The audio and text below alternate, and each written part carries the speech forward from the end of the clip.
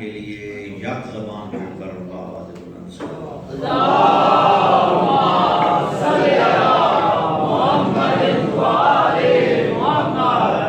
اعوذ باللہ من الشیطان الرجیم بسم اللہ الرحمن الرحیم الحمدللہ رب العالمین الصلاة والسلام علی سید الانبیاء والمرسلین سیدنا و نبینا و شفیع ذنوبنا و طبیب قلوبنا الذي من كان نبيا وآدم بين الماء والطين الفائز سيدنا ونبينا وشفيع ذنوبنا وطبيب قلوبنا الذي من كان نبيا وآدم بين الماء والطين وآل بیتہ الطیبین الطاہرین المعصومین الذین اذهب اللہ عنہم الرجس وطہرہم تطہیرا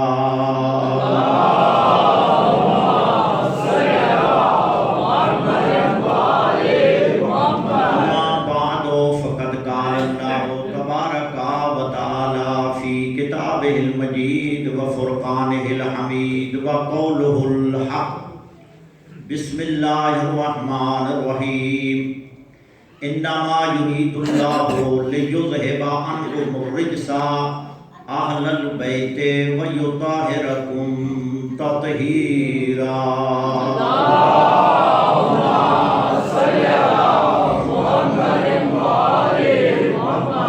میرے واجب الاحترام بزرگوں دوستو،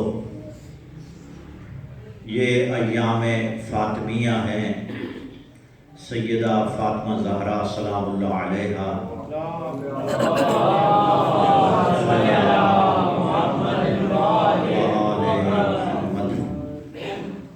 سیدہ خاتون جنت کا تذکرہ جاری و ساری ہے، اور ان کی فضیلتیں اور ان کی منازل جتنی بھی بیان کی جائیں وہ کم ہیں، اور نہ ہی وہ ان کا احاطہ کیا جا سکتا ہے۔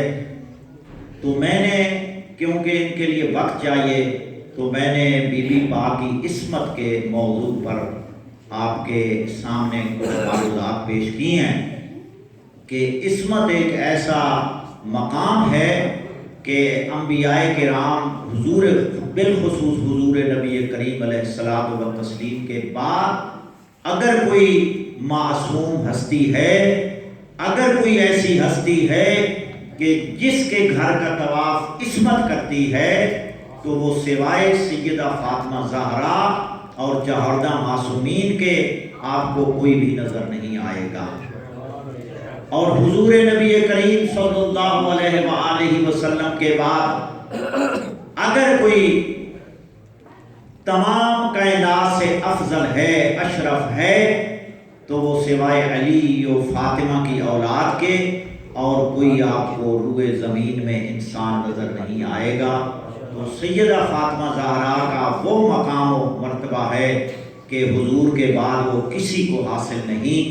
تو سیدہ فاطمہ زہرا سلام اللہ علیہا اور ان کے دونوں شہزادے جو جوانان جنت کے سردار ہیں، ان الحسن والحسین سیدہ شباب اہل الجنہ، اور جن کی والدہ ماجدہ سیدہ طاہرہ معصومہ ذکیہ مرضیہ میری آقا زادی جو ہے، وہ تمام دنیا کی خواتین کی، جنت کی بھی سردار ہے اور دنیا کی بھی سردار ہے۔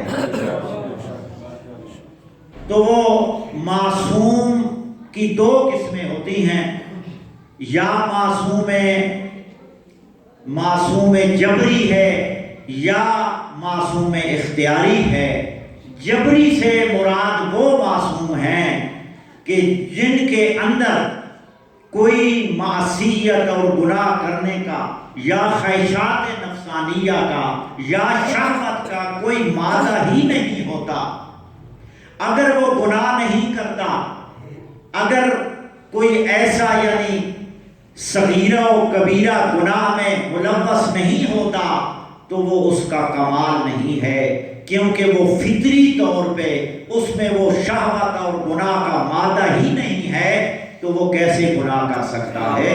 اسے کہتے ہیں معصوم جبری، اور معصوم جبری سے مراد ملائکہ اور فرشتے ہیں، کہ ملائکہ اور فرشتوں کے اندر کوئی شہوت کا مادہ نہیں، کوئی گناہ کا مادہ نہیں، بس وہ ہر وقت اللہ تعالیٰ کی عبادت ہی کرتے رہتے ہیں، لہذا ان کے اندر جب معصیت کا وہ مادہ ہی نہیں تو وہ اللہ کی یا کوئی اور گناہ وہ کیسے کر سکتے ہیں؟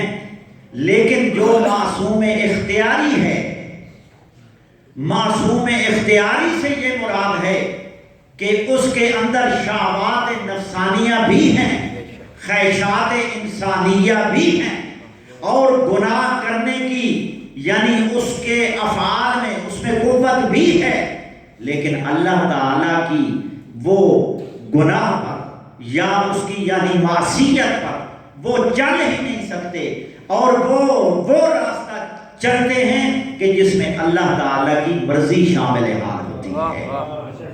ما تشاءون الا ان یشاء اللہ، وہ وہی کرتے ہیں جو اللہ تعالیٰ چاہتا ہے۔ اور معصوم اختیاری یہی 14 معصومین ہیں، اور باقی انبیاء کرام حضرت آدم سے لے کر حضرت عیسیٰ علیہ السلام تک جتنے انبیاء کرام آئے وہ معصوم اختیاری ہیں، اور پیغمبر گرامی قدر کے بعد یعنی انبیاء کے سلسلہ کے ختم ہونے کے بعد نہ عصمت ختم ہوئی ہے اور نہ ہی امامت ختم ہوئی ہے، نبوت ختم ہو گئی، حضور کے بعد سلسلہ امامت شروع ہوا، اور امامت کے ساتھ ہی درجہ عصمت پر بھی یہ فائدہ ہے۔ انبیاء کے ساتھ عصمت ختم نہیں ہوئی۔ اب جو معصوم جبری ہے، اگر وہ معصیت نہیں کرتا تو اس سے اس کا مقام بلند نہیں ہوتا، اس کا رتبہ بلند نہیں ہوتا، لیکن جو معصوم اختیاری ہے، اگر اللہ تعالیٰ اس کو معصیت سے محفوظ رکھتا ہے، صغیرہ و کبیرہ گناہ سے محفوظ رکھتا ہے، یہ اس کا بلند مقام ہے۔ کہ اتنی قوت ہونے کے باوجود بھی اللہ تعالیٰ نے گناہ اور معصیت ان سے یعنی سلب کر لیتا ہے، اور وہ اللہ کی مرضی کے بغیر کوئی دنیا کا کام نہیں کرتے۔ اگر وہ بولتے ہیں تو اللہ کے کلام سے بولتے ہیں، اگر وہ کسی برے کام سے روکتے ہیں، محرمات سے بھی روکتے ہیں، تو وحی کے بغیر وہ نہیں روکتے۔ ان کا ہر فعل، ان کا ہر کام مشیت خدا بندی کے تحت ہوتا ہے۔ تو میرے بزرگوں، دوستو، بی بی طاہرہ معصومہ زکیہ معصومہ ہیں، اور اگر معصومہ کوئی کسی دربار میں جائے اپنا حق مانگنے کے لیے تو اس میں بندہ شک نہیں کر سکتا، کیوں کہ اس کا قول حق ہے، گناہ اس کے نزدیک نہیں جا سکتا، لہذا جو وہ مانگے گی وہ حق پر مبنی ہوگا۔ اور جب معصوم کوئی حق مانگنے آئے گا تو اس سے گواہ طلب نہیں کیے جائیں گے، اس سے گواہ طلب نہیں کیے جائیں گے، کیوں کہ معصوم سے گواہ طلب نہیں کیے جاتے، بلکہ معصوم کا قول ہی حجت ہوتا ہے۔ اسی طرح پیغمبر گرامی قدر صلی اللہ علیہ وآلہ وسلم مدینہ منورہ میں ایک دیہاتی بندہ آیا، اور اس کے پاس 1-2 گھوڑے تھے۔ یہ واقعہ بخاری شریف میں بھی ہے، اور اس کے بعد مسند احمد ابن حنبل میں بھی ہے۔ میری باتیں سمجھ آ رہی ہیں سب حضرات؟ یہ سب بنیادی کتابوں میں یہ واقعہ موجود ہے کہ وہ اعرابی گھوڑا لے کر آیا تو پیغمبر گرامی قدر نے اس سے گھوڑا خرید لیا، اور خریدنے کے بعد اس اعرابی سے کہا کہ اے اعرابی تھوڑی دیر کے لیے میرے ساتھ چل اور میں اس کی قیمت آپ کو ادا کر دوں۔ تو حضور ذرا تیزی سے جا رہے تھے اور وہ اعرابی جو ہے وہ آہستہ آہستہ حضور کے ساتھ جا رہا تھا۔ اچانک اس کی نیت بدلی تو کہنے لگا کہ یا رسول اللہ، اگر آپ نے یہ گھوڑا خریدنا ہے تو مجھے بتائیں، ورنہ میں کسی اور کو دے دوں۔ میری باتوں کی سمجھ آ رہی ہے سب حضرات؟ تو حضور نے جب اس نے یہ کہا تو پیغمبر گرامی قدر نے ارشاد فرمایا کہ وہ گھوڑا میں نے آپ سے خرید لیا ہے۔ اور وہ اعرابی کہتا ہے کیونکہ اس کے دل میں معرفت پیغمبر نہیں تھی، پیغمبر کے مقام کو، مرتبے کو نہیں جانتا تھا، تو کہتے ہیں میں نے تو یہ گھوڑا آپ کے ہاں نہیں فروخت کیا، آپ کو نہیں دیا۔ حضور فرماتے ہیں میں نے آپ سے خرید لیا ہے۔ اب وہ اعرابی کہتا ہے کہ اگر آپ نے خریدا ہے تو اس کے سلسلے میں کوئی گواہ پیش کریں۔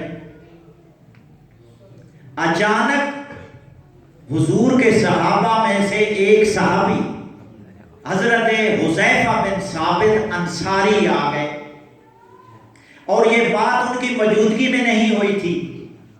اب اس نے سن لیا کہ حضور اس سے کہہ رہے ہیں کہ میں نے تجھ سے یہ گھوڑا خرید لیا ہے۔ اب وہ اعرابی کہتا ہے کہ کوئی گواہ پیش کرے اس بات کے کہ آپ نے مجھ سے یہ گھوڑا خریدا ہے۔ حضرت حذیفہ نے کہا کہ اے اعرابی، میں گواہی دیتا ہوں کہ پیغمبر نے یہ گھوڑا آپ سے خرید لیا ہے۔ اب وہ موقع کا گواہ نہیں تھا۔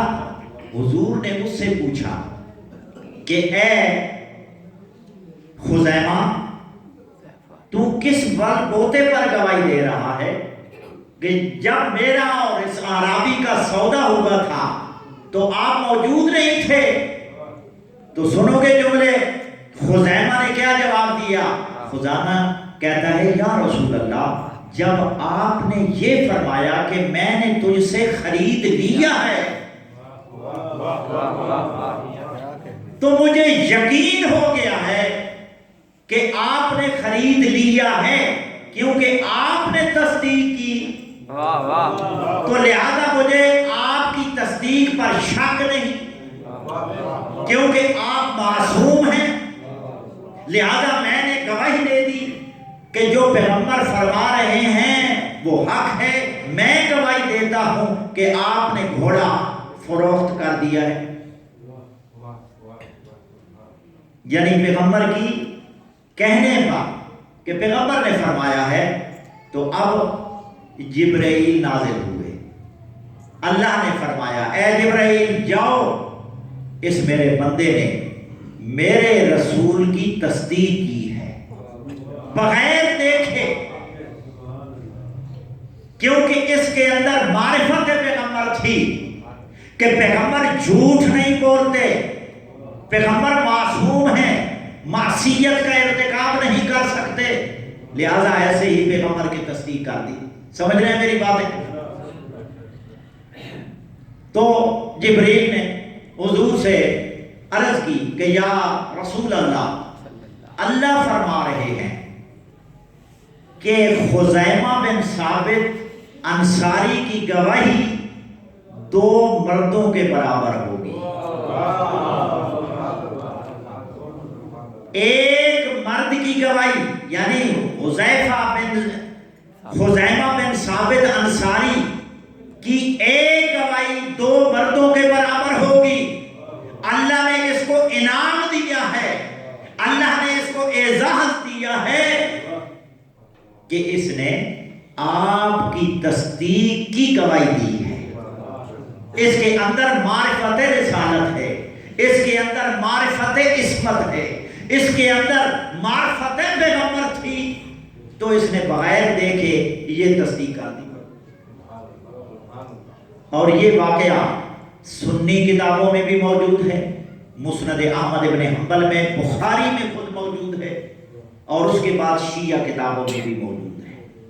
شیعہ کتابوں میں معجم الکبیر، معجم رجال الحدیث، ایت اللہ العظمی ہوئی رحمت اللہ علیہ، 8ویں جلد میں حضرت خزیمہ بن ثابت کے حالات میں یہ واقعہ لکھا۔ جب یہ واقعہ لکھا تو نیچے لکھا ھذا حدیث صحیح، یہ حدیث صحیح ہے، وَإِسْنَادُهُ صحیح، ہمارے فقہاء نے، ہمارے مجتہدین نے بھی اس کو صحیح کہا، اور اہل سنت کے بہت سارے محدثین نے بھی اس کو صحیح کہا۔ علامہ البانی نے صحیح کہا، جب بخاری میں آ گیا ہے تو وہ صحیح ہے، کوئی بندہ اس کی تکذیب نہیں کر سکتا۔ تو لہذا معصوم جب کوئی بات کہہ دے اس پہ یقین کرنا واجب ہے، یہ نہیں کہہ سکتے کہ اگر یہ تمہارا دعویٰ سچا ہے تو گواہ پیش کرو۔ اور وہ سیدہ اور وہ مخدومہ کائنات کہ جو بولے تو رسول نظر آئیں، جب گفتار کرے تو رسول نظر آئیں، اور جب چلتے ہوئے دیکھا جائے تو رسول نظر آئیں۔ اور یہ حضرت عائشہ فرما رہی ہیں، حضرت عائشہ، اور یہ مشکات المصابی میں ہے، تمام کتب احادیث اہل سنت میں موجود ہے کہ حضرت عائشہ فرماتی ہیں کہ ما رأیت احد کان اشبہ کلاما و حدیثا برسول اللہ من فاطمہ، کہ میں نے پوری کائنات میں، اس پوری یعنی مدینے میں، بیرون مدینہ میں کہیں بھی ایسی شخصیت کو نہیں دیکھا کہ جو گفتار اور کلام میں رسول کے مشابہ۔ میں نے سیدہ فاطمہ زہرا سے زیادہ کلام میں، گفتار میں رسول کے مشابہ کسی کو نہیں دیکھا، اور جو بولے تو سمجھو کہ رسول بول رہے ہیں، اور جب چلے تو سمجھو کہ رسول چل رہے ہیں۔ تو جب وہ دعویٰ لے کر آئے اور وہ یہ کہے، یعنی حکمران کے دربار میں آ کر کہے کہ میرا حق فدق، میری میراث میرا حق ہے، مجھے اپنا حق دے دو، میرا حق دے دو۔ اب بی بی معصومہ ہے، اب معصوم سے گواہ طلب نہیں کیے جاتے، لیکن اگر کوئی مد مقابل یہ کہے کہ بی بی اگر سچی ہے، آپ کا دعویٰ یہ سچا ہے تو گواہ لو۔ سمجھ رہے ہیں میری باتیں آپ؟ میں صرف علمی گفتگو کرنا چاہ رہا ہوں کہ وہ بندہ کہے کہ اے سیدہ فاطمہ، اگر آپ حق پر جانب ہیں کہ فدق میرے بابا میرے نام ہبہ کر کے گئے ہیں اور فدق میرا حصہ ہے، تو گواہ لو۔ تو اب یہ اس اعرابی اور اس صحابی کے درمیان کیا فرق ہے؟ سمجھ رہے ہیں میری بات؟ اور یہ ہبہ کا مسئلہ کہ آیا پیغمبر گرامی قدر فدا کو، یعنی فدا کیا ہے؟ مالک ہے۔ یہ ایسی باتیں ہماری مجالس میں نہیں ہوتی، لیکن ایسی علمی باتیں کرنی چاہیے تاکہ ہماری نئی نسل کو پتہ چلے۔ تو اب کیا ہے؟ فدا یعنی مال فے۔ ایک ہوتا ہے مال فے، ایک ہوتا ہے مال غنیمت، اور فدا مال فے ہے، مال غنیمت نہیں ہے۔ مال غنیمت وہ ہوتا ہے کہ جو جنگ سے حاصل کیا جائے، سمجھ رہے ہیں میرے لوگ؟ یعنی مال غنیمت وہ ہوتا ہے کہ جنگ ہوتی ہے کافروں کے ساتھ، مشرکین کے ساتھ، اور جو وہاں سے مال آئے اسے مال غنیمت کہتے ہیں، کہ جو جنگ کے ذریعے سے آئے وہ مال غنیمت ہوتا ہے۔ مال فے یہ ہوتا ہے کہ نہ اس میں اونٹ اور گھوڑے دوڑائے جائیں، یعنی نہ جنگ سے حاصل ہو اور نہ ہی کسی اور یعنی باغ دوڑ سے حاصل ہو، اسے کہتے ہیں مال فے۔ اور باغ فتح جو تھا یہ یہودیوں نے حضور کو ہبہ یعنی حضور کو دے دیا تھا، یہ جنگ سے حاصل نہیں ہوا، تو یہ حضور کی خاص ملکیت تھا۔ سمجھ رہے ہیں میری باتیں؟ فتح کیا تھا؟ حضور نبی کریم صلی اللہ علیہ وآلہ وسلم کی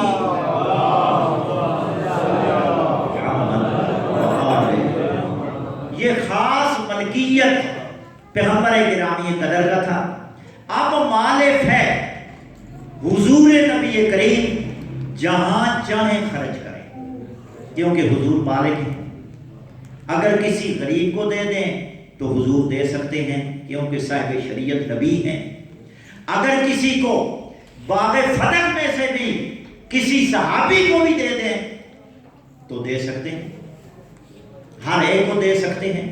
یہ بخاری اور مسلم میں بھی ہے کہ باغ فتح حضور کی خاص ملکیت تھی، خاص حصہ تھا پیغمبر گرامی قدر۔ اور بخاری میں اس سلسلے میں باغ فتح کے حوالے سے یعنی ایک ہے وراثت، ایک ہے مسئلہ ہبہ، یہ دو ہیں، اور بی بی نے دو دعوے کیے تھے۔ میری گفتگو کی سمجھ آ رہی ہے سب حضرات؟ علامہ عبد الکریم شہرستانی الملل و منحل کے مقدمے میں یہ لکھتے ہیں، یعنی اختلاف چھٹے اختلاف میں، یعنی وہ لکھے ہیں نا کہ حضور کی زندگی سے لے یعنی آخری زندگی سے لے کر آخر تک ان کے وصال تک جو اختلافات ہوئے یا ان کے وصال مبارک کے بعد جو امت میں اختلاف ہوئے وہ انہوں نے ذکر کیے ہیں، اور جہاں چھٹا اختلاف ذکر کیا ہے وہاں انہوں نے لکھا ہے فتح کے حوالے سے، تو انہوں نے لکھا ہے دعوی فاطمہ، یعنی فاطمہ سلام اللہ علیہا نے دو دعوے کیے تھے، ایک دعوی ملکیت کیا تھا ہبہ کا، اور ایک دعویٰ کیا تھا وراثت کا۔ تو وہ لکھتے ہیں کہ جب بی بی نے یہ ایک دعویٰ ہبہ کیا تو انہوں نے کہا ہم نہیں دیتے، تو بی بی نے پھر وراثت کا دعویٰ کیا۔ تو انہوں نے ایک حدیث پڑھی، یعنی مد مقابل حکمران نے حدیث پڑھی حضور کی کہ پیغمبر نے فرمایا ہے، جب بی بی نے کہا کہ وراثت میرے نام حضور کر کے گئے ہیں اور ہبہ کر کے گئے ہیں تو لہٰذا میرا حق ہے، اور اس کے بعد وراثت کا بھی بعد میں دعویٰ کیا، تو انہوں نے کہا کہ اے بی بی آپ کے بابا خود فرما گئے ہیں کہ لا نورث ما ترکنا ہو صدقہ، لا نورث ما ترکنا ہو صدقہ، کہ جو ہم نبی چھوڑ جاتے ہیں وہ صدقہ ہوتا ہے، وہ ہمارا پیچھے کوئی وارث نہیں ہوتا۔ اب بی بی عالمہ غیر معلمہ، اہل البیت ادری بما فی البیت، گھر والا جانتا ہے کہ میرے گھر میں کیا ہے۔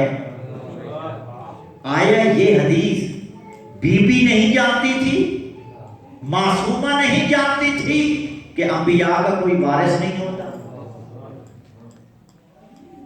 لہذا بی بی کا جانا اور بی بی کا مانگنا یہ اس بات کی دلیل ہے کہ مخدومہ کائنات جانتی تھی کہ انبیاء کے وارث ہوتے ہیں۔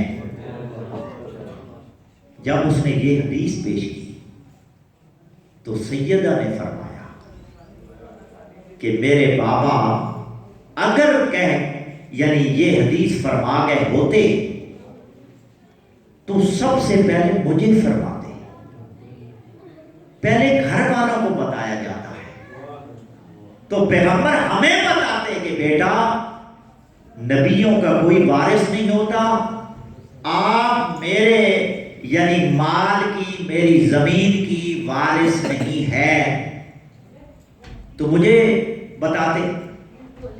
اور یہ پہلی دفعہ حدیث وہاں بیان کی گئی، اس سے پہلے ایسی حدیث کہیں نہیں بیان ہوئی کہ انبیاء کا کوئی وارث نہیں ہوتا۔ اور پھر حکمران نے کیا کہا کہ جب بی بی نے یہ دعویٰ کیا، اب ہبہ کا آیا فاطمہ زہرا کے نام ہبہ کر گئے تھے یا نہیں؟ میری باتوں کی سمجھ آ رہی ہے سب حضرات؟ کیونکہ موضوع ذرا خشک ہے، علمی ہے، میں بچوں کو سمجھا رہا ہوں۔ تو یہ مسئلہ مقدمہ ہبہ سب سے پہلے ہم نے اپنی کتابوں میں دیکھنا ہے کہ شیعہ دعویٰ کرتے ہیں کہ انہوں نے بی بی کا حق نہیں دیا، بی بی کا حق غصب کیا ہے، یہ ہم کہتے ہیں۔ اور اس کے بعد ہم اکیلے نہیں، امام بخاری بھی یہی بات کہتے ہیں، امام مسلم بھی یہی بات کہتے ہیں، یعنی صحیح بخاری میں بھی یہی لکھا ہے اور صحیح مسلم میں بھی یہی لکھا ہے کہ جو شیعہ کہتے ہیں حق یہی ہے۔ لیکن ہم اپنی صفائی پیش کرتے ہیں کہ آیا ہماری مستند اور اساسی کتابوں میں کوئی صحیح و سند روایت کسی امام سے موجود ہے کہ ائمہ اہل بیت میں سے کسی معصوم نے یہ بات کہی ہو، کسی معصوم نے یہ بات فرمائی ہو کہ پیغمبر گرامی قدر بعد فتح ہماری دادی سیدہ فاطمہ زہرا سلام اللہ علیہا کو ہبہ کر کے گئے تھے؟ بھائی ہم پر واجب ہے کہ نہیں کہ ہم تمام مسلمانوں کو پہلے اپنی کتابوں سے بتائیں کہ ہماری کتابیں کیا کہتی ہیں؟ آیا کسی معصوم امام نے یہ فرمایا ہے جس کو اہل سنت بھی امام مانتے ہیں؟ سمجھ رہے ہیں میری بات؟ یعنی حضرت علی سے لے کر امام مہدی تک ہمارے برادران اہل سنت بھی ان کو امام برحق مانتے ہیں، اگرچہ اکثریت ان کو معصوم نہیں مانتی، لیکن بعض اہل سنت اکابر بھی ان کو معصوم مانتے ہیں۔ اب ہم ان کا قول ثابت کرتے ہیں اپنی کتابوں سے۔ یہ میں نے پوری انشاءاللہ ایک 400 صفحے کی کتاب ہے وراثت پہ، یہ ہے ہبہ پہ، یہ میں نے ہبہ پہ یعنی لکھی ہے، اور ساتھ کتابوں کے عکس بھی ہیں، پکچر بھی ہے کتابوں کی، ٹائٹل کی اور متعلقہ صفحات کی۔ اس میں نے صرف ہبہ کو ثابت کیا ہے، اور ہبہ کو میں نے ثابت کیا ہے سب سے پہلے قرآن سے، کہ قرآن مجید میں آیا ہبہ کا ذکر ہے، اللہ نے فرمایا ہے کہ یہ اے میرے حبیب یہ فتح فاطمہ کے نام کر دے۔ پہلے قرآن سے ہے، اس کے بعد حضور کے فرمان سے اور ائمہ اہل بیت کے فرمان سے، اور جو 12 نال ولایت بولیں گے ہمارا یہ عقیدہ ہے کہ وہ اپنی طرف سے نہیں بولتے، وہ رسول کی حدیث پیش کرتے ہیں۔ اس پہ میں نے یہ کام کیا ہے، یہ صرف ہبہ پہ لکھی ہوئی ہے، اور انشاءاللہ کام مکمل ہو چکا ہے، صرف میں مزید اس کی تحقیق کر چکا ہوں۔ یہ کتاب آپ کے سامنے ہے، مقدمہ فتح ہبہ پہ، صرف ہبہ پر، اور 500 صفحے پر الگ کتاب ہے، وہ میں ساتھ نہیں لایا، وہ وراثت پر ہے کہ واقعی بی بی مخدومہ کائنات اپنے بابا کے ورثے کی حقدار ہے اور وہی اکیلی وارث ہے۔ میں نے قرآن و سنت سے ثابت کیا ہے، اور یہ ہبہ والی روایت میں، کیونکہ وقت نہیں ہے، بعد میں پھر ماتمداری بھی ہونی ہے، تو آپ بھی تھکے ہوئے ہیں کیونکہ مسلسل آپ سن رہے ہیں، تو اس لیے علمی گفتگو ہے تاکہ یہ بات آن دا ریکارڈ بھی محفوظ رہے اور ہمارے بچے بھی اپنے ذہنوں میں محفوظ کر لیں۔ یہ میرے سامنے شیخ صدوق رحمت اللہ علیہ، شیخ صدوق ہمارے بہت بڑے یعنی محدث گزرے ہیں، ابو جعفر محمد بن علی بن حسین بن بابویہ، یہ 381 ہجری میں فوت ہوئے۔ انہوں نے ذخیرہ حدیث ائمہ علیہ السلام کے ارشادات کو ہم تک پہنچایا۔ من لا یعذرہ الفقیہ ہماری 4 اساسی کتابوں میں سے ان کی ایک کتاب ہے، اور اس کے بعد ان کی باقی کتابیں بھی موجود ہیں۔ یہ ان کی کتاب ہے عیون و اخبار الرضا، حضرت امام رضا علیہ السلام کے ارشادات انہوں نے اس کتاب میں درج کیا۔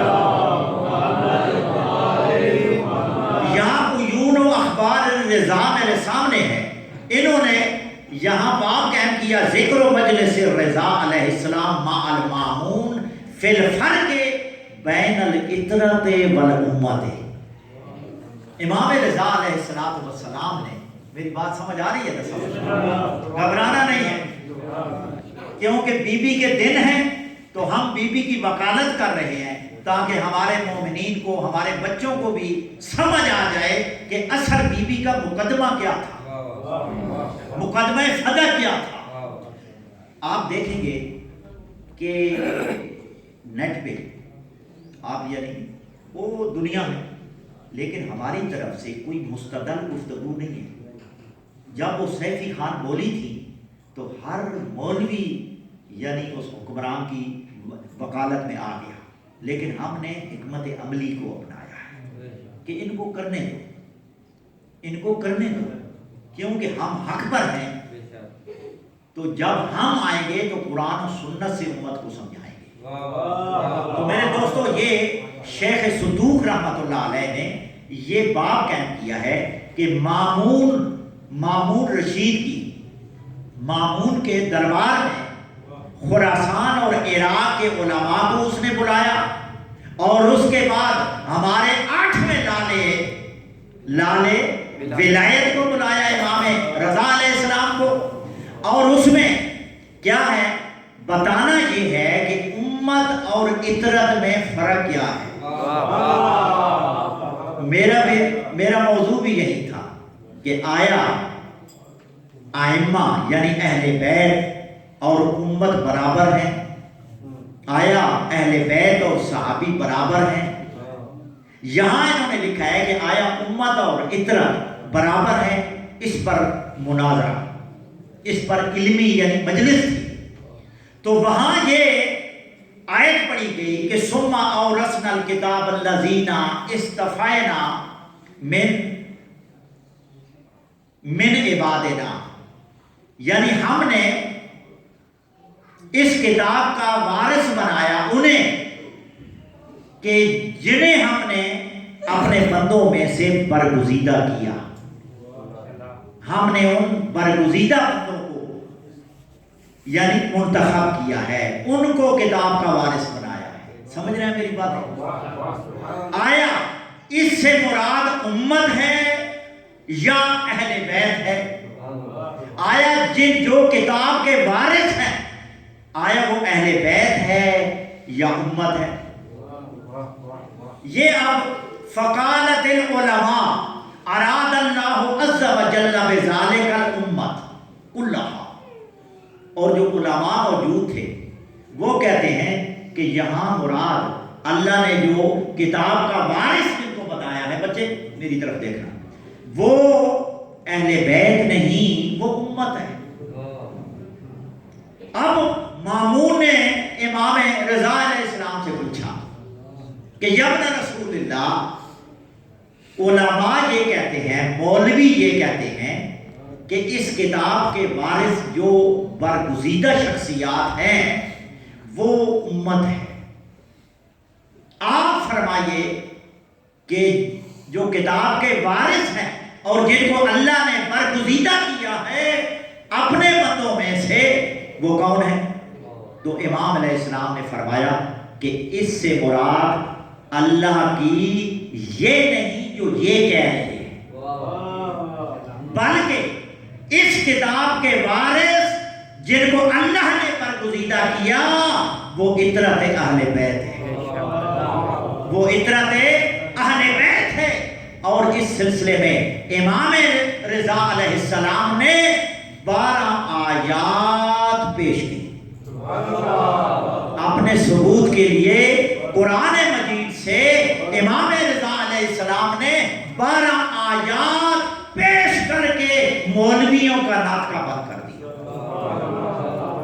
اب یہ امام رضا علیہ السلام، مامون پوچھتا ہے کہ وہ فرمائیے کہ اطرت سے کیا مراد ہے، اطرت سے کیا مراد ہے؟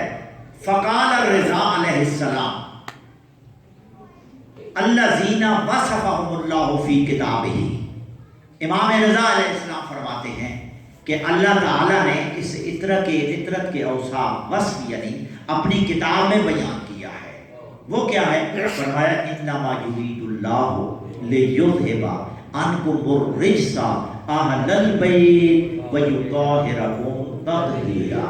اللہم صلی علی محمد وآل محمد۔ فرماتے ہیں وَهُمُ الَّذِينَ، آپ گھبرا تو نہیں رہے، وَهُمُ الَّذِينَ قال رسول اللہ صلی اللہ علیہ وآلہ وسلم۔ اور یہ اہل بیت سے کون مراد ہے؟ اس پر میں گفتگو کر چکا ہوں۔ تو امام علیہ السلام فرماتے ہیں کہ یہ اہل بیت وہ ہیں کہ جن کے بارے میں رسول اللہ نے فرمایا، کیا فرمایا؟ انی مخلف فیکم الثقلین، اپنی امت سے فرمایا کہ میں تمہارے درمیان 2 گراں قدر چیزیں چھوڑے جا رہا ہوں۔ اور فرماتے ہیں کبھی فرمایا فیکم خلیفتین، میں تمہارے درمیان 2 خلیفے چھوڑے جا رہا ہوں، ایک خلیفہ صامت ہے، ایک خلیفہ ناطق ہے۔ ایک خلیفہ بولنے کا نہیں لیکن وہ ناطق وہی بولے گا جو صامت کہے گا۔ لہذا یہ 2 میرے خلیفے ہوں گے، ان کے علاوہ کسی اور کو خلیفہ نہ بنانا۔ اور یہ اہل سنت، برادران اہل سنت کے محدثین نے میری 50 لاکھ کی لائبریری میں مستند کتب حدیث میں یہ حدیث موجود ہے کہ پیغمبر نے فرمایا کہ میں 2 خلیفے چھوڑے جا رہا ہوں۔ اور امام رضا علیہ السلام بھی ارشاد فرما رہے ہیں کہ اہل بیت سے مراد وہ ہے کہ جو میرے جد امجد نے ارشاد فرمایا کہ اے میری امت میں 2 چیزیں چھوڑے جا رہا ہوں، اور وہ کون سی ہیں؟ فرماتے ہیں کتاب اللہ ہے، ایک اللہ کی کتاب ہے، وَإِطْرَتِي أَهْلَ بَيْتِي، اور دوسری میری اطرت اہل بیت ہے۔ اور آگے کیا فرمایا امام نے؟ امام کے جملے سنو، وَإِطْرَتِي أَهْلَ بَيْتِي، آگے فرمایا الا خبردار، انہما لن یفترقا حتی یرد علی الحوض، یہ قرآن اور اطرت اہل بیت ایسے لازم اور ملزوم ہے۔ یہ کون بول رہا ہے؟ امام رضا۔ اور اس روایت کی سند آن دا ریکارڈ میں کہہ رہا ہوں، یہ کتاب میرے سامنے ہے اور ہماری یہ کتاب ہر لائبریری میں موجود ہے۔ اگر کوئی بڑے سے بڑا عالم بھی ہے، میں اس کو یہ چیلنج کر رہا ہوں کہ یہ حدیث ہماری کتاب کی ہے، اس کی سند کے تمام راوی حضرت امام رضا علیہ السلام تک تمام راوی قابل وثوق ہے، تمام راوی معتبر ہے، تمام راوی ثقہ ہے۔ اور یہ راوی، کیونکہ یہ مجلس کا ماحول نہیں ہے، اس کے راوی کیا ہیں؟ مدہ، یعنی ممکن ہے کوئی یہ کہے کہ یہ روایت ضعیف ہے، یہ روایت ہماری ہے، یہ حدیث ہماری ہے۔ اس کے راوی کون ہے؟ حدثنا علی بن الحسین بن شاذبہ المؤدب و جعفر بن محمد بن مسعود رضی اللہ عنہما قال حدثنا محمد بن عبداللہ بن جعفر الحميري عن ابیہ عن الریحان بن سلط۔ ریحان ابن سلط امام رضا علیہ السلام کا جلیل القدر صحابی ہے۔ اس صحابی سے لے کر پہلے راوی تک ہماری رجال کی کتابوں میں، موجم و رجال الحدیث کی 23 جلدوں میں، اور اس کے بعد قاموس الرجال میں، ہماری رجال کی کتابوں میں دیکھ لو، یہ ایک ایک راوی کے حالات پڑھ لو، ہمارے ہر عالم نے لکھا ہے کہ یہ راوی ثقہ ہے، یہ راوی جھوٹ نہیں بول سکتا، یہ روایت بالکل ثقہ روایت ہے۔ امام رضا علیہ السلام فرماتے ہیں خبردار، اہل بیت اور قرآن کا جوڑ ایسا ہے، یہ لازم اور ملزوم ہے، یہ حوض کوثر تک ایک دوسرے سے جدا نہیں ہوں گے۔ اس پر میں کل گفتگو کر چکا ہوں۔ اس کے بعد فرمایا فانظروا کیف تخلفونی فیہما، پیغمبر نے فرمایا کہ میں دیکھتا ہوں میرے بعد ان سے تم کیسا سلوک کرتے ہو، کیسا برتاؤ کرتے ہو۔ پیغمبر نے فرمایا، اور اس کے بعد فرمایا ایھا الناس، اے لوگو لا تعلموہم، اہل بیت کے کسی فرد کو دینی مسائل نہ بتانا، ان کو تعلیم نہ دینا، فَإِنَّهُمْ أَعْلَمُ مِنْكُمْ، یہ تم سے بڑے عالم ہیں۔ نہیں سمجھے جملہ؟ امام رضا علیہ السلام اپنے نانا کا، اپنے جد امجد محمد الرسول اللہ کا قول، ان کا ارشاد بیان کر رہے ہیں کہ میرے جد امجد نے فرمایا کہ اے لوگو لا تعلموہم، ان کو تعلیم نہ دینا، ان کو دین نہ سمجھانا، یہ تم سے زیادہ دین کو جانتے ہیں۔ امام رضا علیہ السلام نے قرآنی آیات بیان کی، اور کیونکہ یہ میرا موضوع نہیں ہے، لمبا ہے، یہ کسی وقت اس پر میں بولوں گا، اور جب 12 آیات پیش کی تو 5ویں آیت کون سی پیش کی؟ اپنی دادی سیدہ فاطمہ زہرا کے ہبہ کی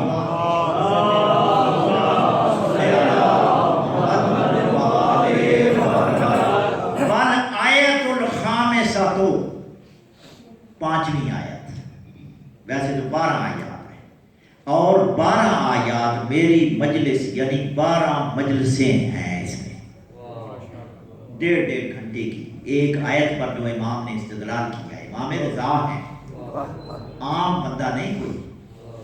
امام رضا علیہ السلام 5ویں آیت پیش کی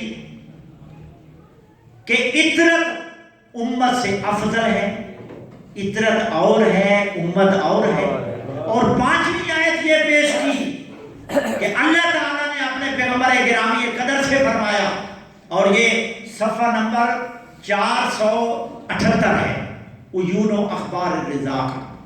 امام رضا علیہ السلام نے فرمایا کہ اللہ تعالیٰ نے اپنے رسول سے کہا وَآتِ ذَا الْقُرْبَىٰ حَقَّهُ وَالْمَسَاكِينَ وَابْنَ السَّبِيلِ، اے میرے حبیب اپنے قریب ترین رشتہ داروں کو حق دے دو، اور مساکین اور مسافروں کا بھی حق۔ جب یہ آیت نازل ہوئی تو امام رضا علیہ السلام فرماتے ہیں خصوصیت، اس میں اہل بیت کی خصوصیت ہے، یعنی امت سے اہل بیت کو الگ کرنے والی ان آیات میں سے ایک آیت یہ بھی ہے جس میں میری جد محترمہ کی وراثت کا ذکر ہے۔ ہبہ کا ذکر ہے، اور اس میں کیا ہے؟ امام علیہ السلام نے فرمایا خصھہم اللہ العزیز واصطفاہم علی الامت، یعنی امت پر ان کو برگزیدہ کیا ہے۔ پھر فرمایا فلما نازلت ہذہ الآیت، جب یہ آیت نازل ہوئی کہ اے میرے حبیب اپنے قریب ترین رشتہ داروں کو اپنا حق دے دو، جب یہ آیت نازل ہوئی تو کہتے ہیں ادعو لی فاطمہ تھا، تو حضور نے فرمایا میری بیٹی فاطمہ کو بلاؤ، فدعیت لہو، جناب فاطمہ زہرا کو بلانا ہے۔ اب جب بی بی اپنے بابا کی خدمت میں حاضر ہوئی، اس کے بعد حضور نے فرمایا یا فاطمہ تو، سبحان اللہ، پیغمبر نے کیا فرمایا؟ یا فاطمہ تو، اے میری بیٹی فاطمہ۔ تو فاطمہ نے کہا لبیک یا رسول اللہ، یا رسول اللہ میں حاضر ہوں۔ فقال ہذہ فدا، یہ ہے شیعہ کی کتاب جس کی صحیح سند ہے، اور ہم اپنی صفائی دے رہے ہیں کہ اہل بیت نے کیا فرمایا ہے کہ ہماری جدہ محترمہ جو مقدمہ لے کر دربار میں گئی آیا وہ حق تھا یا نہیں؟ امام رضا علیہ السلام فرماتے ہیں کہ میرے دادا رسول نے، میرے نانا رسول نے یہ فرمایا کہ فاطمہ ہذہ فدا کو مما ہیا لم یوجد علیہ بخیل ولا رکاب وہی لی خاصہ